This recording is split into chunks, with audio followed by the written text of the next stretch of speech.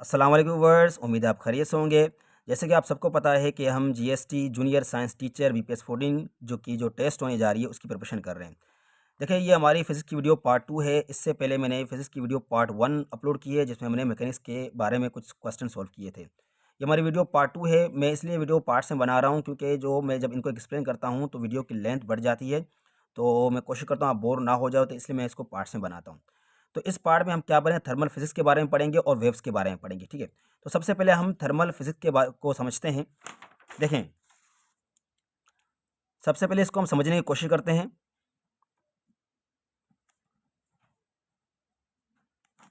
देखिए, thermal physics क्या होता है, मैं थोड़ा आपको एग्जांपल देना चाहूँगा, ठीक है। एक सिंपल एग्जांपल, क्योंकि मैं कोशिश करता हूँ कि आपको आसान तरीके से समझाने की कोशिश करूँ, ठीक है। देखिए, जब आप फ्रिज से आइस निकालते हैं तो कुछ देर बाद वो आइस पानी बन जाता है, ठीक है। या जब हम चाय गर्म करते हैं तो उसका टेम्परेचर बढ़ जाता है। ये सब क्यों होता है? इन सब सवालों का जवाब फिजिक्स की एक इंटरेस्टिंग टॉपिक में मिलता है जिसे हम क्या कहते हैं, थर्मल फिजिक्स कहते हैं, ठीक है। देखिए, थर्मल फिजिक्स फिजिक्स की वो ब्रांच है जिसमें हम क्या करेंगे, टेम्परेचर के बारे में पढ़ेंगे, हीट के बारे में पढ़ेंगे, और इसमें जो एनर्जी है, एनर्जी का जो बिहेवियर है, ठीक है, एनर्जी का क्या करते हैं, बिहेवियर, उसके बारे में हम स्टडी करेंगे। ये सब स्टडी करेंगे, ठीक है। इसके और भी पॉइंट्स हैं, आगे मैं जो है ना वो एक्सप्लेन करता जाऊँगा, ठीक है। अब एक और मैं सिंपल आपको मिसाल बताना चाहता हूँ। यहाँ पे टेम्परेचर और हीट, ये 2 वर्ड पहले मैं इनको एक्सप्लेन करूँगा, देखिए, ठीक है, ये समझना लाज़मी है। जब किसी बॉडी को हीट मिलती है या हीट लॉस होती है तो उसके पार्टिकल्स की जो मोशन है वो चेंज होती है और टेम्परेचर भी चेंज होता है। तो इससे ये पता चला कि हीट और टेम्परेचर सेम नहीं है, ठीक है, ये सेम नहीं है। मैं थोड़ा आपको इनको इन दोनों के बीच में जो डिफरेंसेस है वो बताऊंगा। यहाँ पे ये मैंने लिख के रखे हैं ताकि आपको जो है ना टाइम आपका वेस्ट ना हो। देखिए, यहाँ पर इनको ज़रूर समझने की कोशिश करें क्योंकि इसमें से जो है ना आपके लिए क्वेश्चन आ सकते हैं, ठीक है। अब टेम्परेचर और हीट, देखिए, हम सबको पता है कि हीट जो है वो फॉर्म ऑफ एनर्जी है, ठीक है। हीट क्या है, फॉर्म ऑफ एनर्जी है। लेकिन temperature not form of energy, ये फॉर्म ऑफ एनर्जी नहीं है। ये एक तो क्वेश्चन आपका ये बन गया, ठीक है। दूसरा देखते हैं कि temperature is the degree of hotness और कोल्डनेस ऑफ बॉडी। अब इसमें ये कि टेम्परेचर है क्या, क्वेश्चन अगर आए टेम्परेचर क्या है, तो temperature is the degree of hotness और coldness of a body. But heat में क्या है कि the hotness of a body, मतलब जो हीट है that makes a body hot, ठीक है। ये आपको ध्यान में रखना चाहिए। अच्छा, तीसरा इसका ये देखें कि क्या कह रहे हैं कि बॉडी कंटेन्स टेम्परेचर। देखिए, हमारा जो बॉडी है वो कंटेंट है टेम्परेचर, हमारी बॉडी में टेम्परेचर है, हीट नहीं कह सकते हैं, ठीक है। बॉडी में हीट नहीं है, बॉडी में टेम्परेचर है। तो यहाँ पे ये लिखा हो कि heat is not a part of body. मैंने एक फ्रेज में लिखा है आपको समझाने के लिए। यहाँ पे देखो, we measure temperature using temperature scales. हम जो टेम्परेचर है उसको जब मेजर करते हैं, मेजर करते हैं, तो उसमें, ठीक है, वो स्केल्स कौन कौन से होते हैं। यहाँ पे देखिए, सेल्सियस स्केल है, केल्विन स्केल है और फ़ारेनहाइट स्केल है। इन सब स्केल्स के बारे में मैं आपको समझाऊंगा, ठीक है। अच्छा, क्योंकि क्वेश्चन इन्हीं में से बनेंगे तो ये आपको याद रखने हैं। अभी मैं आपको क्वेश्चन बताऊंगा तो उसमें से कुछ आंसर आपको ही बताने हैं। अच्छा, यहाँ पर देखें, it flows from a hot body to a cold body in the form of energy. ये चीज़ मैं आपको थोड़ा समझाना चाहूँगा कि देखें, मैं एग्जांपल देना दूंगा यहाँ पर। अगर हम किसी गर्म चीज़ को अपने हाथ पे रखते हैं, ठीक है, कोई भी चीज़ गर्म है, अगर मैं अपने अपने यहाँ पे हाथ में रख दिया तो क्या होगा कि आहिस्ता आहिस्ता वो चीज़ ठंडी हो जाती है, ऐसे ही है। या ऐसे करेंगे, कोई ठंडी चीज़ को मैं अपने हाथ में रखूँ तो वो गर्म होने लगती है। क्यों? क्योंकि हरारत, जो गर्मी है, हरारत गर्म जिस्म से ठंडे जिस्म की तरफ मुंतकिल होती है, ठीक है। ये आपको अब ज़हन में रखना है। ये क्वेश्चन पेपर में आएंगे, इस टाइप के क्वेश्चन, कि it flows from hot body to a cold body in the form of energy, ठीक है। अब ये जो मैंने पढ़े हैं इसमें सेल्सियस स्केल है, केल्विन स्केल है, फ़ारेनहाइट स्केल है। मैं ये थोड़ा आपको समझाना चाहूँगा, ठीक है। अब ये समझें ताकि मैं फिर क्वेश्चन जो ना पेपर शुरू करेंगे तो आपके लिए वो ईजी हो जाएगा। अब यहाँ पे देखें, अब ये जो मैंने आपके लिए यहाँ पे ये देख लेते हैं। ये यहाँ पे जो है टेम्परेचर स्केल है, मैं थोड़ा यहाँ पे ऊपर कर लेता हूँ। अब यहाँ पे क्लियर है। अब देखें, यहाँ पर ये जो हमारा पॉइंट है, ये किसके पॉइंट है, ये सेल्सियस के पॉइंट है।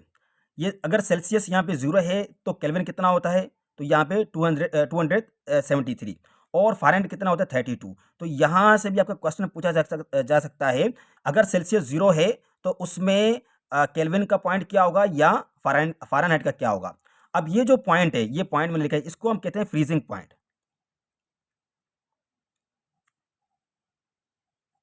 फ्रीजिंग पॉइंट कहें या आप इसको कहें इनिशियल पॉइंट, ठीक है।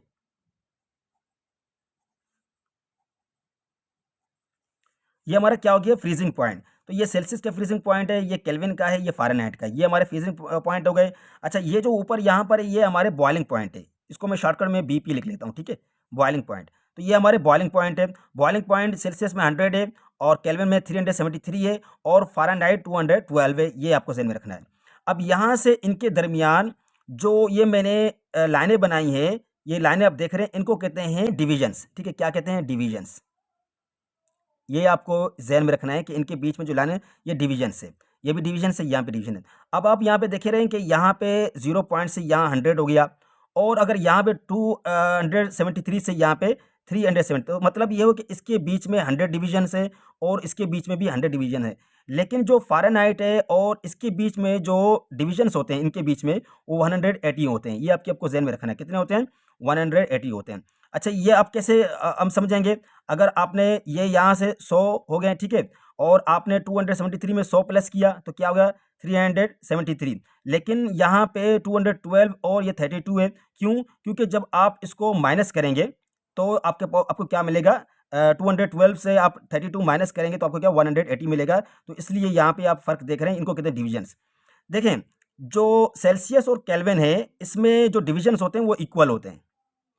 अब ये एक पॉइंट आ गया आपके पास, ठीक है। इसमें क्या होते हैं डिवीजन, ये क्या होते हैं? इक्वल होते हैं। तो ये आपको ज़हन में रखना है। अच्छा, थोड़ा आगे चलते हैं अब। अगर अब हम जो फॉल डाउन आते हैं, नीचे आते हैं, तो यहाँ पर हम आते हैं कि ये फ्रीजिंग पॉइंट है, नीचे आ गए और तो यहाँ पर हमारा -100 ये भी ठीक है। और यहाँ पर देखें -100 से, क्योंकि हमने माइनस किया और यहाँ पे आप 100 माइनस करेंगे तो 173 और यहाँ पे हमें क्या करना होगा कि 180 में से 32 हम माइनस करेंगे तो ये हमारा क्या हो गया? -148। तो ये हमारे पॉइंट्स हो गए। अच्छा, अभी अब और नीचे आएँगे तो ये देखें, ये पॉइंट, ये ऐसे पॉइंट है जिनको हम जैसे कह सकते हैं कि जहाँ पर मॉलिक्यूल की जो मोशन है, मॉलिक्यूल ऑलमोस्ट रुक जाती है इन पॉइंट पर, ठीक है, या ख़त्म हो जाती है। इनको फिर हम कहते हैं एब्सोल्यूट ज़ीरो टेम्परेचर। अब ये पॉइंट है, इसको आपको याद रखना है। क्या कहते हैं इनको?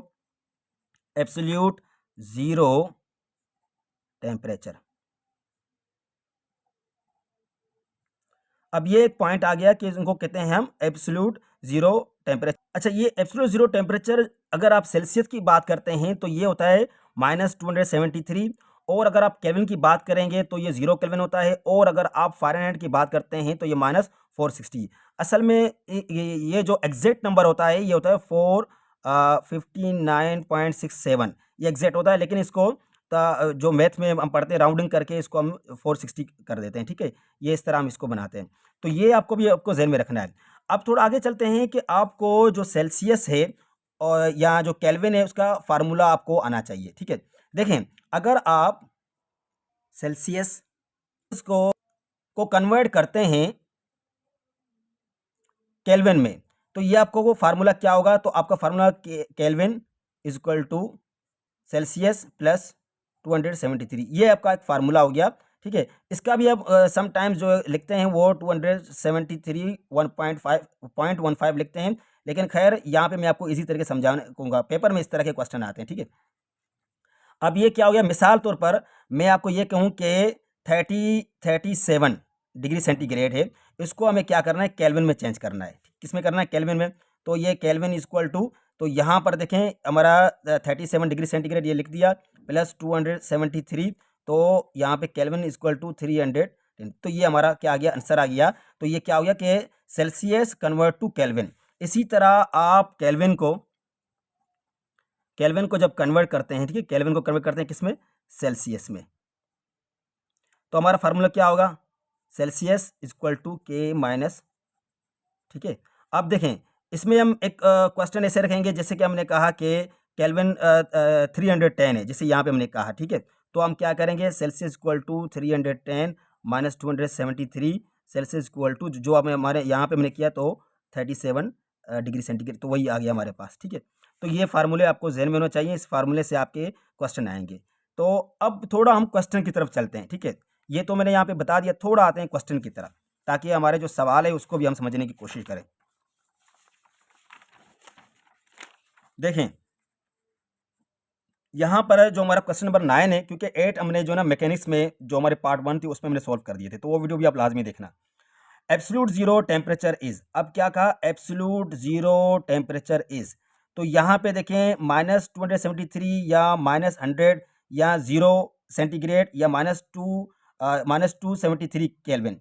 तो यहाँ पर आपको पता चलेगा कि यहाँ पर जो हमारा ए ऑप्शन है ये हमारा करेक्ट हो गया, क्योंकि मैंने यहाँ पे आपको समझाया है इस पॉइंट्स में। यहाँ पर हमारे एब्सोल्यूट जीरो टेम्परेचर जो है वो सेल्सियस में -273 है, केल्विन में 0 है, और फ़ारेनहाइट में -460 है। तो यहाँ पर कोई इस तरह का ऑप्शन नहीं है, यहाँ पे 0 डिग्री सेंटीग्रेड है, केल्विन नहीं है, तो यहाँ पर हमारा ये ऑप्शन करेक्ट हो गया। अब यहाँ पर देखते हैं, Boyle's law states that pressure is inversely proportion to. अब इस सवाल को मैं आपको समझाने की कोशिश करता हूँ। देखें बॉयल्स लॉ में क्या होता है, बॉयल्स लॉ में जो टेम्परेचर है वो कांस्टेंट होता है, ये आपको पहले ध्यान में रखना है। टेम्परेचर क्या होता है, कांस्टेंट। अगर टेम्परेचर कांस्टेंट होता है तो क्या होता है, प्रेशर और वॉल्यूम, प्रेशर और वॉल्यूम के बीच में क्या होता है, उल्टा रेशन होता है, जिसको हम कहते हैं pressure inversely proportional to volume.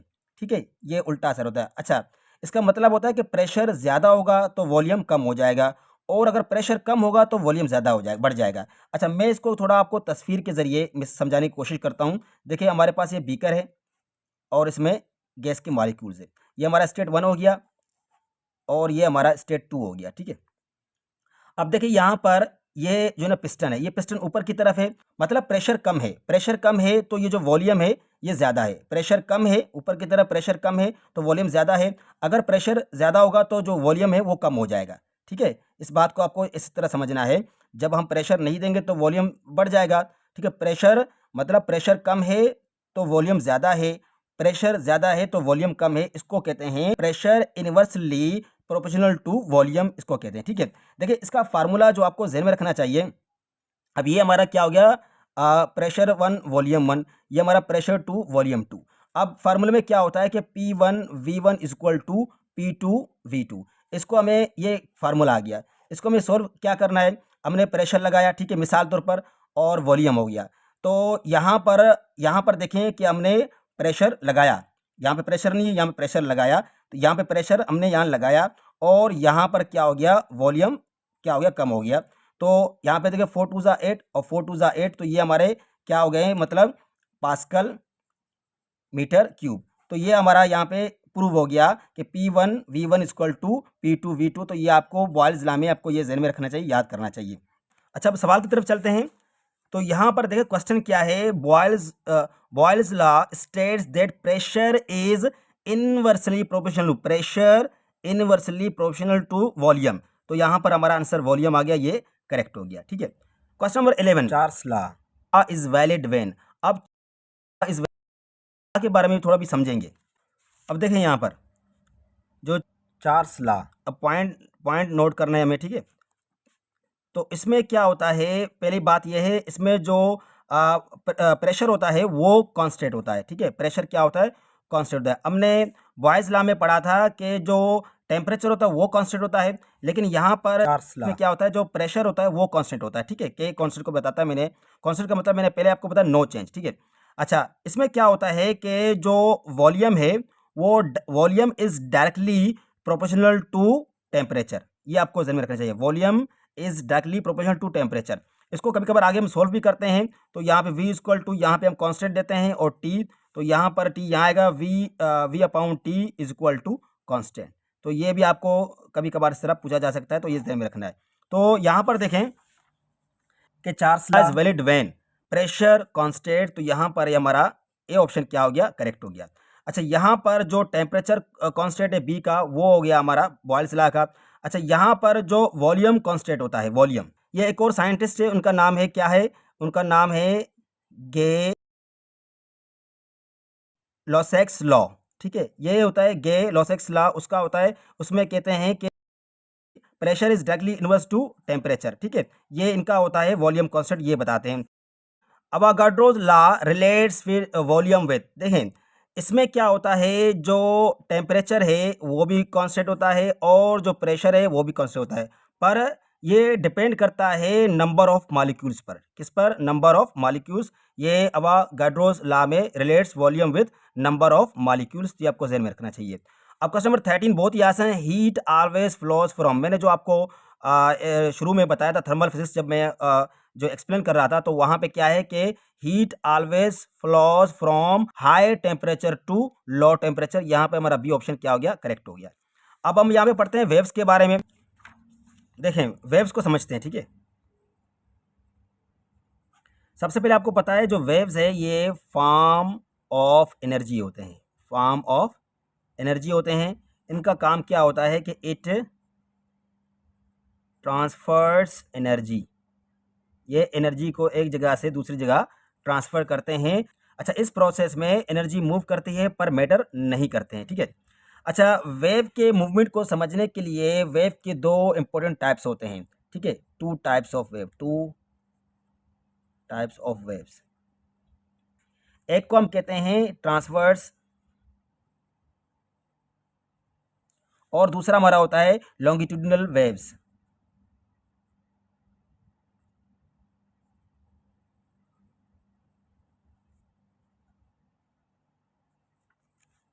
अब देखें ये जो हमारे ट्रांसफर वेव्स होते हैं,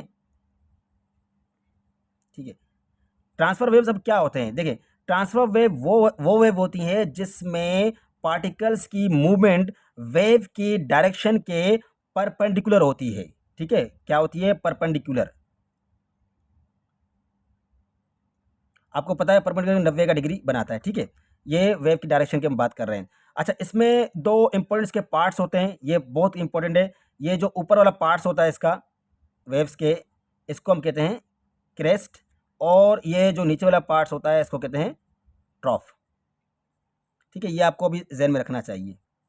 अच्छा, एक और इम्पॉर्टेंट बात इसमें, इसमें जो ये जो वैक्यूम में, इसकी वैक्यूम में स्पीड क्या होती है वो हमें जहन में पूछा सकता है क्वेश्चन में, ठीक है। इन वैक्यूम में इसकी स्पीड होती है 3 × 10⁸ मीटर पर सेकेंड, ठीक है, ये स्पीड। अच्छा अच्छा, एक और इम्पोर्टेंट बात, ये जो स्पीड है ये लाइट की भी स्पीड होती है, ये वही स्पीड है, लाइट वाली स्पीड। अच्छा, अब थोड़ा समझते हैं लॉन्गिट्यूडिनल वेव्स को, देखें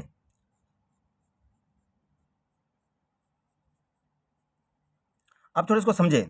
देखिए लॉन्गिट्यूडिनल वेव्स में पार्टिकल्स की जो मूवमेंट है वो वेव के डायरेक्शन के पैरेलल होती है, क्या होती है, पैरेलल होती है। इस टाइप के वेव में दो इंपॉर्टेंट रीजन्स होते हैं, दो इंपॉर्टेंट रीजन, ये जो आपस में इस तरह मिले हुए हैं इनको हम कहते हैं कंप्रेशन, और ये जो दूर दूर है इनको हम कहते हैं रेयर रेयर फ्रैक्शन। अब ये नाम आपके जहन में होने चाहिए, आपको याद रखना चाहिए, ठीक है। अच्छा, ये जो वो हैं जिसमें साउंड जो है, साउंड इसमें ट्रेवल करते हैं, ठीक है, साउंड इसमें ट्रेवल करते हैं, इसको मीडियम की नीड होती है, इसमें क्या होती है, मीडियम की नीड होती है इसको ट्रेवल करने के लिए, यहाँ पे नहीं, ठीक है, वैक्यूम में नहीं, यहाँ पे होती है। अच्छा, जब अब वेव मूव करती है तो इसके कुछ इंपॉर्टेंट प्रॉपर्टीज होते हैं, ठीक है, एक को हम कहते हैं वेव लेंथ और दूसरा हमारा क्या होता है, फ्रीक्वेंसी। अब ये चीज़ें आपको याद रखना, ठीक है। अब वेवलेंथ क्या होता है कि दो कंसेक्यूटिव क्रेस्ट, ये दो कंसेक्यूटिव क्रेस्ट हो गए, ठीक है, या दो कंप्रेशन के दरमियान डिस्टेंस होता है, इसको हम वेवलेंथ कहते हैं और इसको हम लेमडा से ज़ाहिर करते हैं, ठीक है, और इसकी निशानी यूँ होती है, इस तरह की होती है, ठीक है, तो ये आपको ज़हन में रखना चाहिए। और इसकी जो एसआई यूनिट अगर आप कहते हैं वो होती है मीटर, इसकी मीटर ये होती है, ये भी इंपॉर्टेंट क्वेश्चन आपके पेपर में आ सकते हैं। देखिए अब फ्रीक्वेंसी के बारे में, फ्रीक्वेंसी का मतलब होता है कि एक सेकंड में कितनी बार वाइब्रेशन या हम कहते हैं साइकिल बनता है, ठीक है, साइकिल, एक सेकंड में कितनी कितनी बार वाइब्रेशन या साइकिल बनता है। अगर एक सेकंड में 5 वाइब्रेशन बनते हैं तो उसको कहते हैं 5 हर्ट्ज़ बन गए, ठीक है, ये इसकी यूनिट होती है, आपको ज़हन में रखना है, हर्ट्ज़ की, ठीक है। फ्रीक्वेंसी की यूनिट होती है हर्ट्ज़। उम्मीद है कि आप थोड़ा ये समझ गए होंगे, ठीक है। मैं कोशिश कर रहा था ईज़ी समझाने की, ठीक है, बहुत आसान समझाने की कोशिश कर रहा था। तो उम्मीद है आप समझ गए। अगर आप नहीं समझ रहे तब भी तो आप मुझे कमेंट्स में लाज़िमी बताना, मैं और भी इंशाल्लाह कोशिश करूँगा ईज़ी करने की, ठीक है। अच्छा, अब क्वेश्चन की तरफ चलते हैं। देखिए यहाँ पर क्वेश्चन नंबर हमारा क्या है, अ वेव ट्रांसफ़र। अभी हमने पढ़ के आए तो वेव ट्रांसफ़र किस में करता है, एनर्जी में, ठीक है।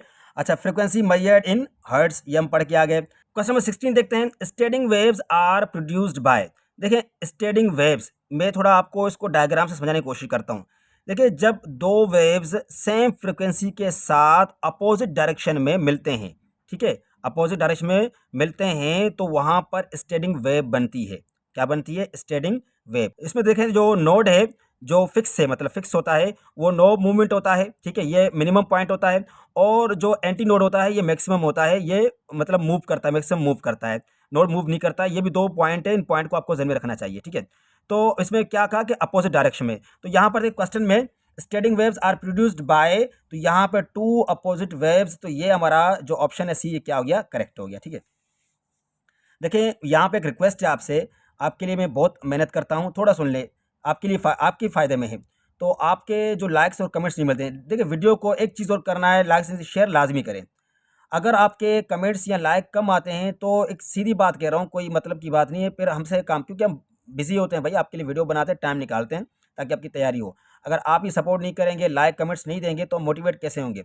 अगर आपके लाइक्स कमेंट्स या शेयर नहीं होंगे तो एक सीरियस बात कह रहा हूँ कि शायद फिर मैं वीडियो अपलोड ना करूँ, ना बनाऊँ, आपके लिए टाइम नहीं निकाल पाऊँगा। क्योंकि जब हम वीडियो बनाते हैं तो हम ये उम्मीद करते हैं कि आपको अगर अच्छी लगे, तो मैं नहीं कह रहा हूँ कि आप जो है ना इसको शेयर करना। तो अगर आप कमेंट्स जो नेगेटिव भी देंगे तब भी आप मुझे ज़रूर दें, ताकि मेरी इसमें इस्लाह होती है कि मैं कहाँ पर ऐसी चीज़ जो है ना गलत मतलब या मैं जो है ना सही समझा नहीं पा रहा हूँ। तो आपके मैं ज़रूर कमेंट्स पढ़ूँगा कि आप ज़रूर, चाहे वो कैसी मतलब अखलाक के दायरे में, इस्लाह के हिसाब से आप वो कमेंट्स दें, मैं ज़रूर पढ़ूँगा, उस पर मैं काम करूँगा, आपके लिए ज़रूर काम करूँगा। लेकिन ये है कि आप लाइक्स और कमेंट्स शेयर लाज़मी करना है, अगर ये नहीं हमें मिलेंगे तो हो सके इसके बाद मैं वीडियो अपलोड ना कर पाऊँ, क्योंकि हम मोटिवेट नहीं होते हैं इससे। चलिए खैर आगे चलते हैं यहाँ पर। इन साउंड वेव्स पार्टिकल्स मूव। देखिए साउंड वेव्स में पार्टिकल्स कैसे मूव करते हैं, जो हमने पढ़ा था लॉन्गिट्यूडिनल वेव्स में। तो यहाँ पर हमारे क्या होते हैं, ये होते हैं पैरेलल टू वेव डायरेक्शन, ये हमारे होते हैं साउंड वेव्स में, किसमें, लॉन्गिट्यूडिनल वेव्स में। और जो हमारे ट्रांसफर वेव्स होते हैं उसमें होते हैं परपेंडिकुलर टू वेव डायरेक्शन, ठीक है। ये दो पॉइंट आपको ध्यान में रखना चाहिए। ये बहुत ही कॉमन क्वेश्चन है, ठीक है, ये जनरल साइंस में बहुत ही पूछा जाता है, speed of sound is fastest in. ये आपके लिए छोड़ रहा हूँ, इसका आंसर भी आप कमेंट्स में लाजमी मुझे। यहाँ तक कि अल्लाह हाफिज़, मिलते हैं नेक्स्ट वीडियो में, पर शर्त यही है कि आपको वीडियो लाजमी शेयर करनी है।